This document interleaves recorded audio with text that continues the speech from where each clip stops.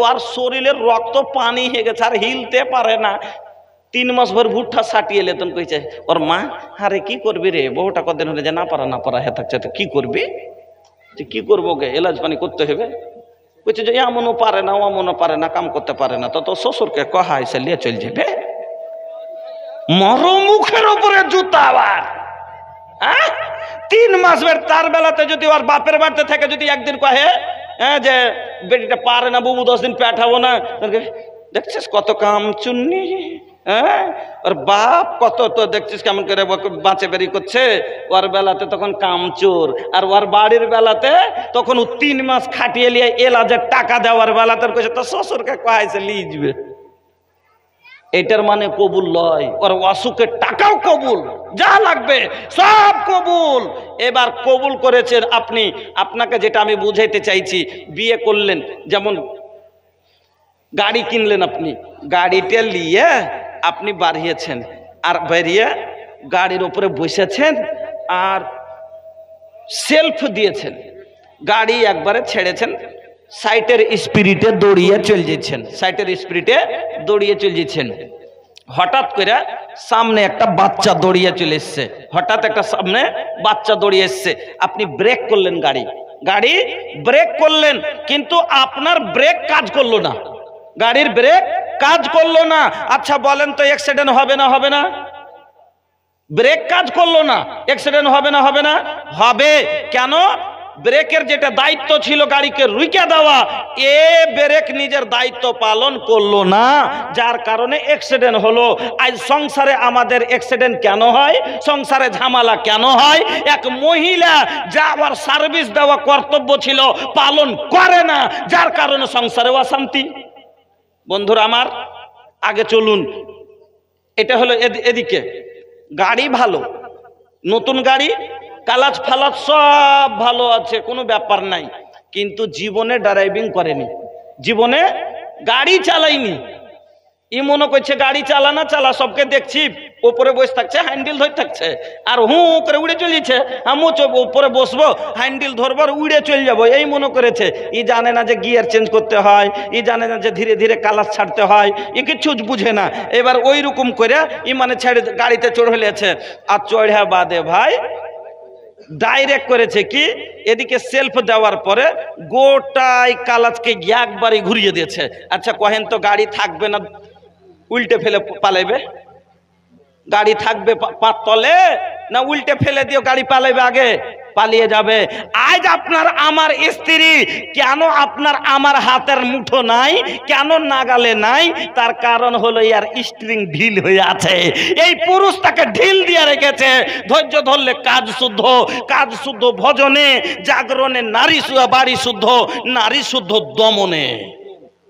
মুঠে কালাচকে যেরকম ধরে রাখতে হয়, স্ত্রীকে কালাচকে টাইট করে রাখতে হবে। চলুন, তাহলে বলবেন মৌলভী সাহেব সংসারকে চালাতে গেলে ড্রাইভ জানতে হবে, বিনা ড্রাইভার যদি ভালো না হয়, খালি এমনি খালি ড্রাইভারিং করতে গেলে পড়ে যাবে, যেরকম দাঁত মুখ ভাঙবে। এই কারণে আজ যুবকদের দাঁত মুখ ভাঙছে স্ত্রী কেন? এই কারণে যে ও পুরুষের যেটা কর্তব্য, একটা পুরুষের লেগে কি কি দরকার ও জানে না।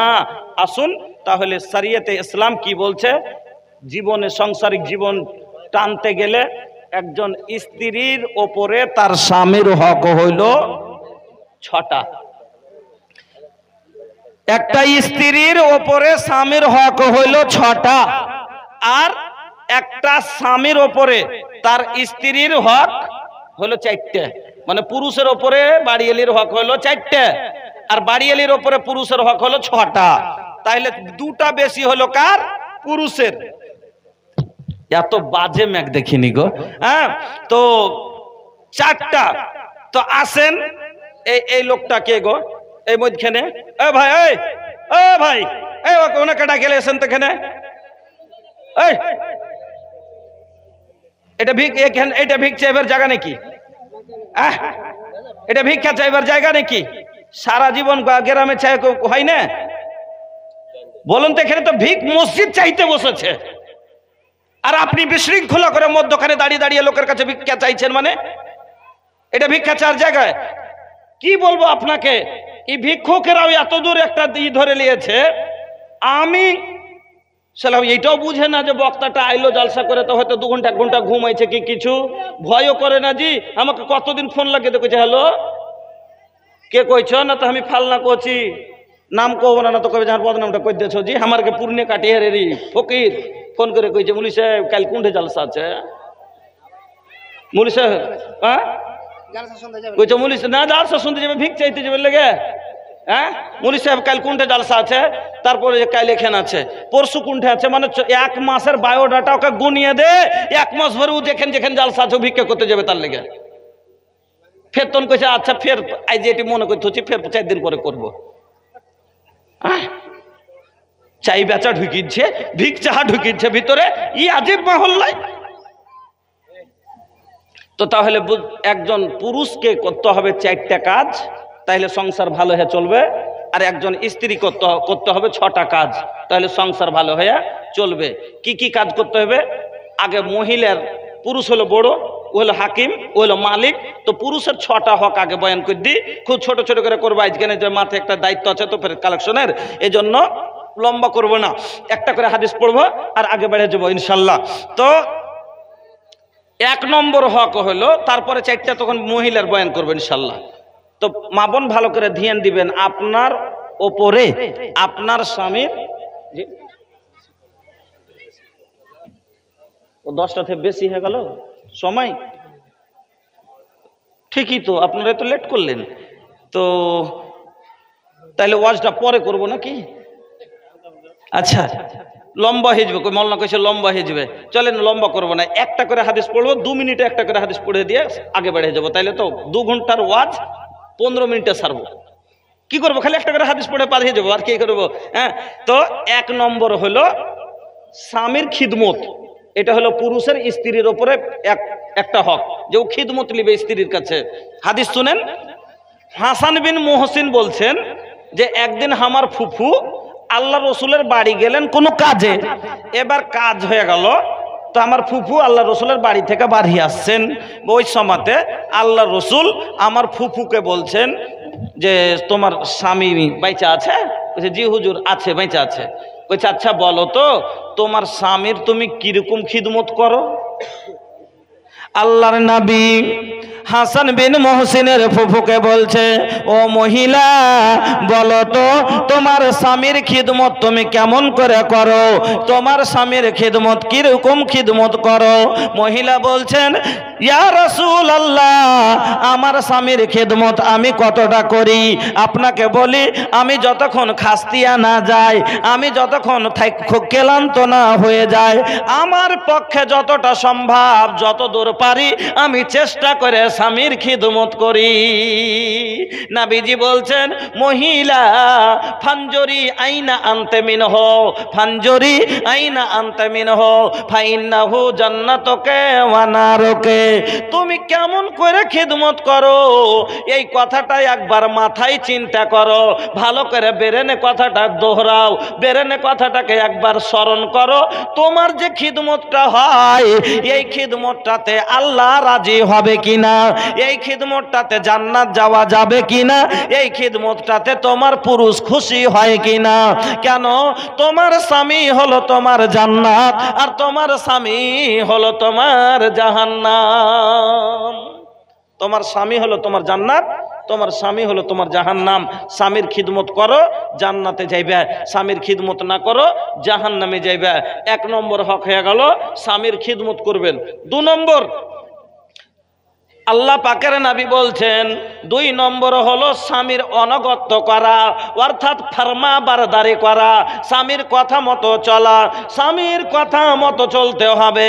আল্লাহ পাকের নবী বলছেন যে 2 নম্বরে আল্লাহ পাকের নবী বললেন, যে মহিলা 5 ওয়াক্ত সালাত আদায় করবে, যে মহিলারা দুনিয়াতে 4খানা কাজ করে যাবে, আল্লাহ রাব্বুল আলামিন জান্নাতে তার জন্য 8খানা চারখানা জান্নাতের দরজা খুলে দিয়ে বলবেন যেটা দিয়ে ইচ্ছা জান্নাতে ঢুকে যাও।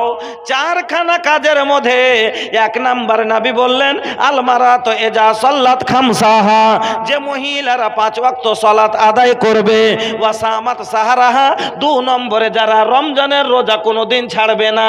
তো 3 নম্বরে নবী বললেন ওয়া আহসানাত ফারদাহা, যারা লজ্জা স্থানের হেফাজত করবে, যারা বেপরদা হয়ে চলবে না, যারা পরপুরুষের আগা দিকে যাবে না, যারা নিজকে হেফাজতে রাখবে, তারা ও মা বোন আমার, আল্লাহ রাব্বুল আলামিনের নবী বলছেন 1 নম্বর কথাই নবী বললেন যারা 5 ওয়াক্তের নামাজ ছাড়বে না, 2 নম্বরে বললেন যারা রমজানের রোজা ছাড়বে না, 3 নম্বরে নবী বললেন যারা বেপরদা হয়ে চলবে না, 4 নম্বরে নবী বলছেন ওয়া আতা আতবালাহা, যারা স্বামীর অনুগত্য করবে, স্বামীর ফরমাবরদারি করবে। নবী বলছেন ফালতাদখুল মিন আইয়া আবওয়াবিল জান্নাতে সাআত, জান্নাতের 8খানা দরজা তার জন্য আল্লাহ খুলে দিয়ে বলবেন যেটা দিয়ে ইচ্ছা জান্নাতে প্রবেশ করো। এবার 4খানা কাজের মধ্যে দেখা যায় আজ 34 বছর বয়সের মহিলা বেনামাজি পাওয়া যাবে, এটার দিকেও ফেল। 2 নম্বরে যদি দেখেন নবী বললেন রমজানের রোজা যারা রাখবে এমনও মহিলা পাওয়া যাবে যারা রমজানের রোজা বাকি হয়ে গেছে, রাখেনি। 3 নম্বরে নবী বললেন ও আহসানাত ফারজাহা, যারা কি করবে পর্দা খেয়াল রাখবে। আর আজ তো পর্দার নামে গর্দা, আল্লাহু আকবার। ও অবস্থা যদি দেখেন মাথা খারাপ হয়ে যাবে। আজ ধাগা আলা আসিয়া বলে ধাগা লিবা ধাগা, 5-7 নারী মিলে ঘেরে নিচ্ছে ধাগা আলার আগা, কেউ বলে লাল লিব, কেউ বলে কালো, কেউ বলে এই মর ধাগা লয় খুব ভালো, 5টা-7টা মিলে ঘেরে সব মার্কেটিং করছে। তো ভাই আপনাকে বলছি তো মা বোন আমার, 2 নম্বরে হলো স্বামীর ফরমাবরদারি, কথা মতো চলবেন। 3 নম্বরে আল্লাহ পাকের নবী বলছেন, খালি একটা করে কথা শুনে যান। 3 নম্বরে নবী বললেন যারা কি করবে স্বামীর বিনা অনুমতিতে চলবে না। হাদিস নবীজি বলছেন লা ইয়াহিল্লু লিল মারাতি আন তাসুমা ওয়া যাওজুহা শাহিদুন ইল্লা বিইজনি, এমন কিরকম ভাবে তাকে মেনে চলবে যে যদি এক নাফল রোজাটা তা করতে চাহে তো স্বামীকে জিজ্ঞাসা করে করবে, বিনা অনুমতিতে করবে না। 4 নম্বরে নবী বললেন এই স্বামীর হক স্ত্রীর ওপরে যে লাতুন ফেকিল মার আতা শাইয়ান মিন বাইতে যাও, যে হ্যাঁ তার পুরুষের মালকে নষ্ট করবে না, খরচ করবে না। 5 নম্বরে নবী বললেন তার বাড়িতে কাউকে অবর্তমানে ঢুকতে দিবে না। 6 নম্বরে নাশুকরি করবে না। হাদিস আর পড়বো না, কেন যে আর সময় নেই। এই 6টা কাজ। আচ্ছা কোনো মহিলা যদি স্বামীর খিদমত করে, স্বামীর কথার বাইরে একটা মানে কথার বাইরে চলে না, স্বামীর অনুমতি ছাড়া কাজ করে না, আর স্বামীর মাল নষ্ট করে না, স্বামীর বাড়িতে কাউকে ঢুকতে দেয় না, আর স্বামীর নাশুকরি করে না, এই 6টা গুণ যদি কোনো মহিলার মধ্যে থাকে, এই মহিলা জীবনে গাইল মার খাবে না। কেন?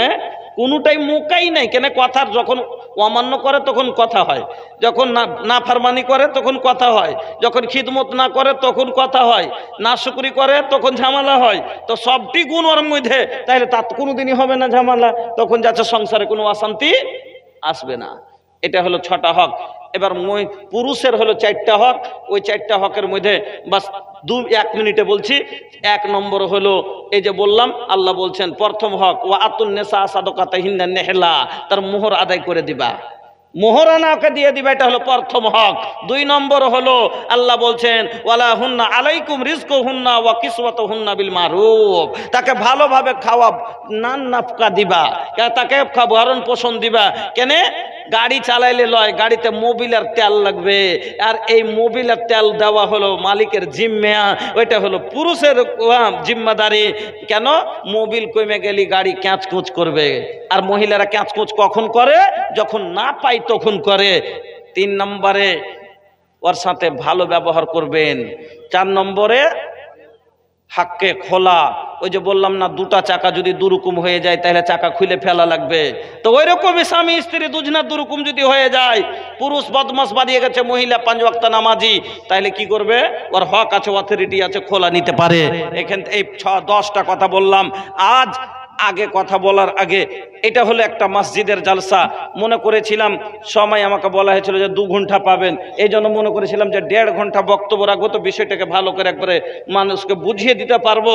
তো মা বোন, আমার এলাকার মানুষ, সংসারে অশান্তি ভালো লাগে না, এই জন্য সবাই যদি নিজ দায়িত্বটা বুঝে নেয় সংসার খুব শান্তিতে চলবে।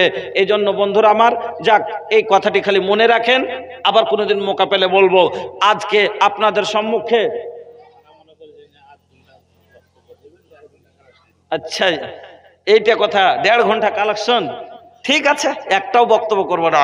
তা ভাইজান, আপনারা সবাই জানেন এটা হলো ফুটাহারা গ্রাম। আপনাদের এই আশেপাশে ওখানে সবাই মিলেছে না, কয়েকটা বাড়ি বসেছে, যার অর্থ নাই যে মসজিদ একাই নির্মাণ করে নিবে। আপনাদের দিকে দেখে এই মসজিদ আপনাদের কাছে আজ আহ্বান জানালছে। আপনারা সকলেই মসজিদের ওয়াজ শুনে আছেন, মসজিদ বানানেওয়ালা জান্নাত পাবে। এটা কার কথা? নবীর কথা। আমার নবী কোনোদিন মিথ্যা কথা বলেছেন? বলেননি। নবী বলে গেছেন, মানে গ্যারান্টি পাওয়া যাবে। এই জন্যই আজ বিদেশ থেকে এত মসজিদ, দেশে সৌদিয়ার মানুষ এত মসজিদ দেয় বাহিরে। কেন দেয়? ওখানে মসজিদ নেওয়ার লোক নাই। কেন? সবাইকে আল্লাহ এত সম্পদ দিয়েছে, এত দৌলত দিয়েছে যে ওরা নিজেই একটা 14 টাকার মসজিদ বানাইতে পারবে। তাহলে কার কাছে নিবে? কোথায় দিয়ে জান্নাত নিবে?